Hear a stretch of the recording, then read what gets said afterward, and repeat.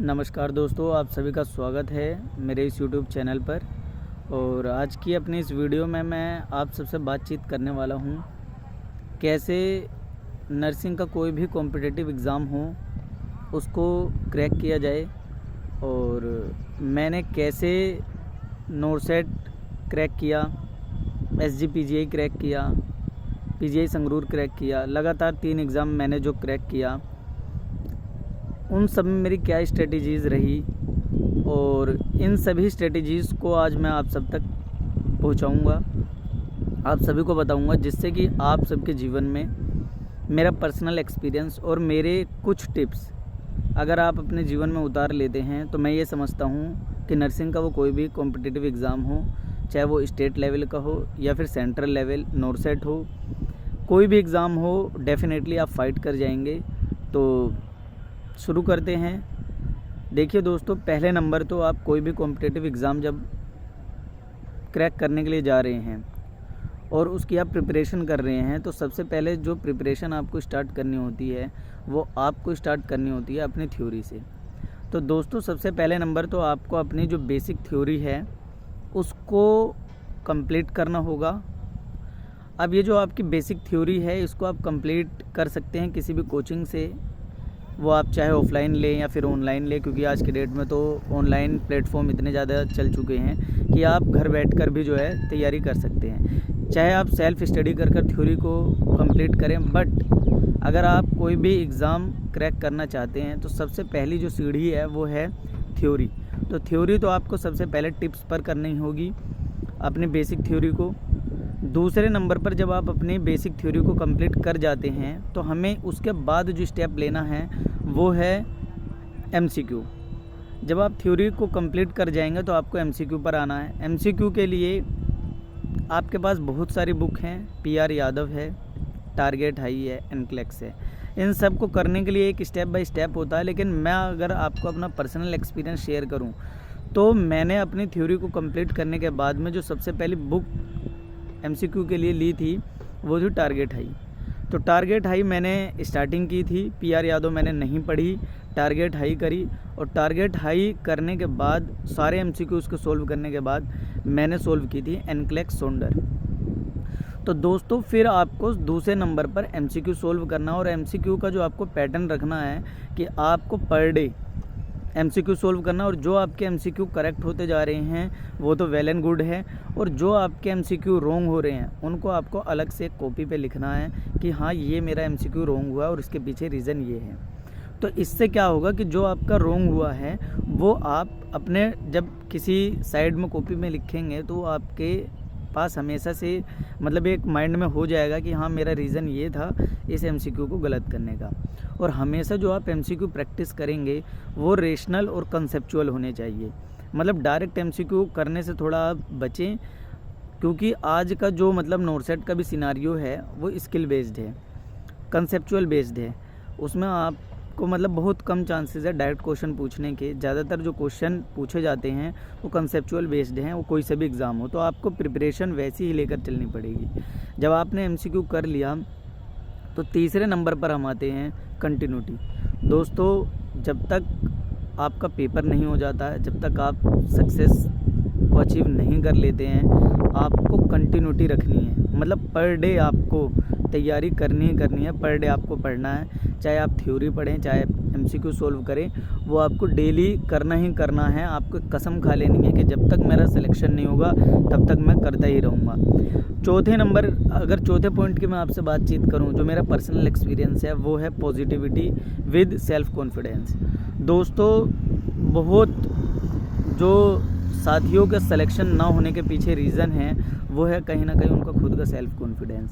जब आपको अपने ऊपर ही भरोसा नहीं होगा तो आप कैसे कोई भी चीज़ कर सकते हैं। सबसे पहले आपको अपने ऊपर कॉन्फिडेंस क्रिएट करना है कि जो भी आप एमसीक्यू कर रहे हैं, जो भी आप थ्योरी पढ़ रहे हैं, और आप जिस भी प्लेटफॉर्म से पढ़ रहे हैं, वो कोई भी कोचिंग हो सकती है, आप जहाँ से भी पढ़ रहे हैं, आपको उस टीचर पे बिलीव रखना और अपने ऊपर कि यस, मैं कर जाऊँगा।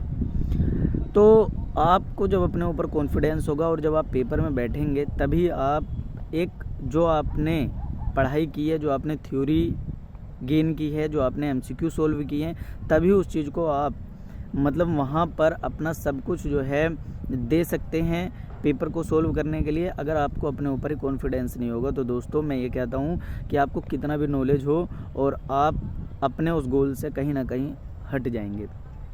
और मैंने आपसे एक बात की है पॉजिटिविटी।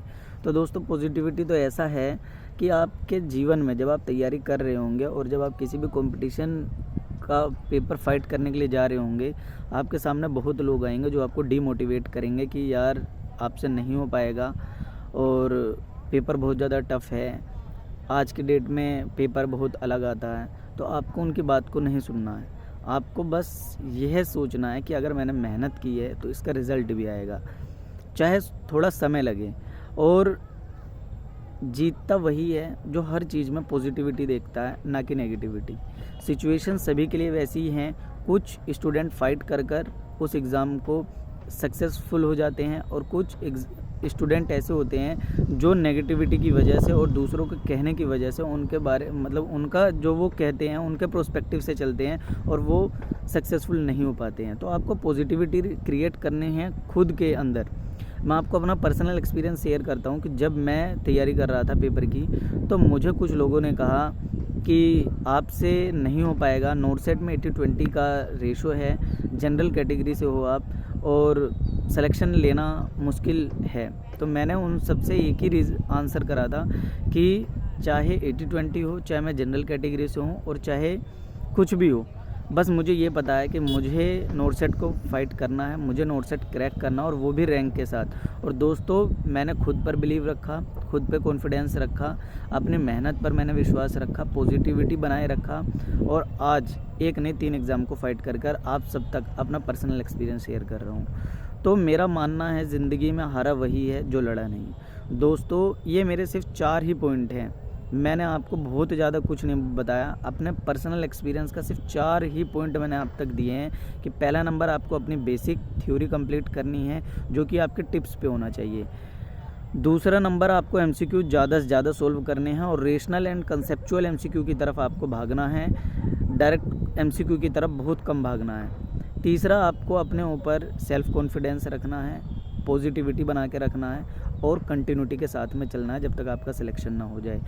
देखो मैं आपको बताऊं, कुछ ऐसे स्टूडेंट होंगे जिनका सिलेक्शन पहले और दूसरे अटेम्प्ट में हो जाता है और कुछ ऐसे भी होते हैं जिनको थोड़ा टाइम लगता है। लेकिन दोस्तों आपको अपना धैर्य रखना है, आपको अपने ऊपर विश्वास रखना है, भगवान के ऊपर विश्वास रखना है कि यार अगर मैंने मेहनत की है तो इसका जो रिज़ल्ट है वो ज़रूर मुझे मिलेगा।